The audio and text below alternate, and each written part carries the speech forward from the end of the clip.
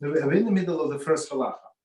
So I'm on page 606. Let's start from the beginning of the halacha, and then we're going to proceed with the commentary of where we left off. So any questions while I'm reading, just stop me. It's a review. We can ask questions. Okay. A person transgressing any of the mitzvot of the Torah, whether positive commandment or negative commandment, whether willingly or inadvertently, when he repents and returns from his sin, he must confess before God.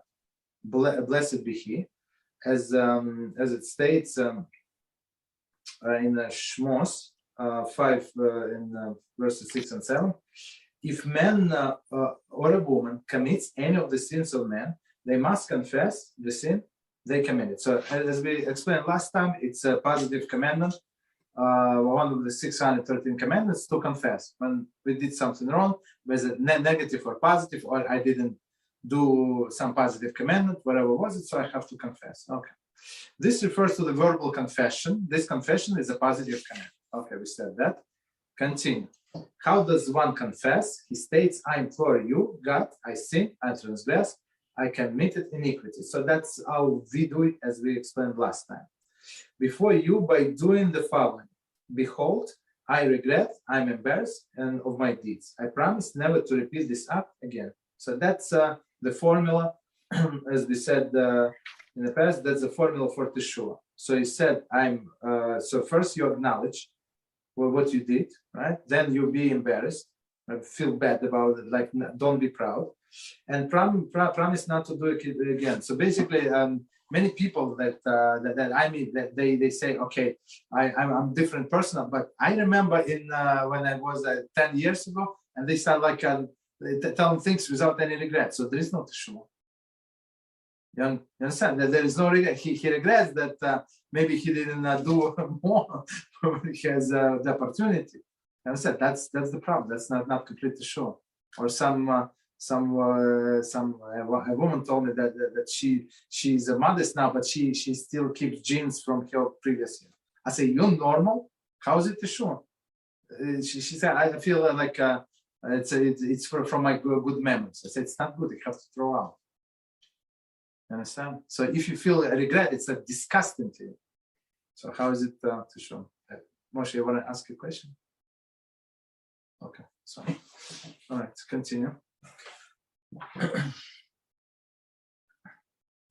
Okay, so and of course, as the last step, I promise never to repeat the act again. I mean, if maybe it feels bad every time, but he's continued doing it, it's like the guy is not serious.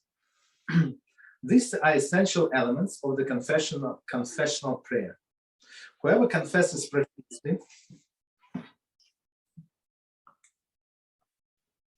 Okay, so just one second. Those are essential elements of the confessional prayer.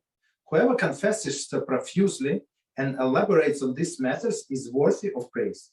So the more you elaborate on all of these sins that you did, the better. So that's why our sages say, Mizrachi Yesharim, that you have to do confession when every night.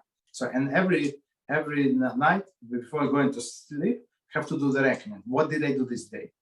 Right? If maybe some good mitzvahs that I did, so I have to emphasize and do even better.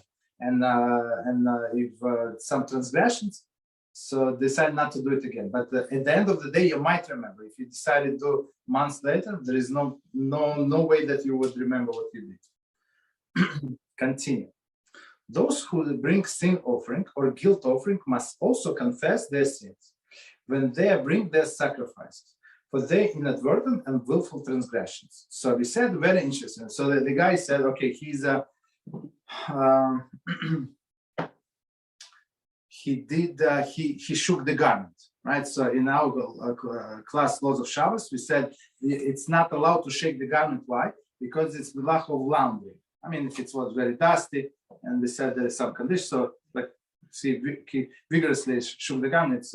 It's Torah prohibition, right? So now he has to bring a korban to the Beis Hamikdash, right? So if he did not feel regret for whatever he did, it's not going to be counted as Teshuvah. You understand? So that's the problem. So korban is very good, or some people give tzedakah. Tzedakah is very good, but we have to feel regret and have to say, I'm promised not to do it again. Their sacrifices will not atone for their sins until they repent and make verbal confessions. As Vayikra 5:5 states, he shall confess the sin that he committed concerning it. So basically, it's like the way I see it, just to bring this goat of the sheep to the base of Mikdash without confession, it's like waste of money. That's the way I see it. Waste of money, waste of time. Why? Because this sacrifice would never get accepted. Okay, so until this point, we learned last time. So we continue. Let me read without stop until the end, and then we go with commentaries. So it says, similarly, those obligated to be executed or lashed by the court do not attain atonement through their death or lashing unless they repent and confess.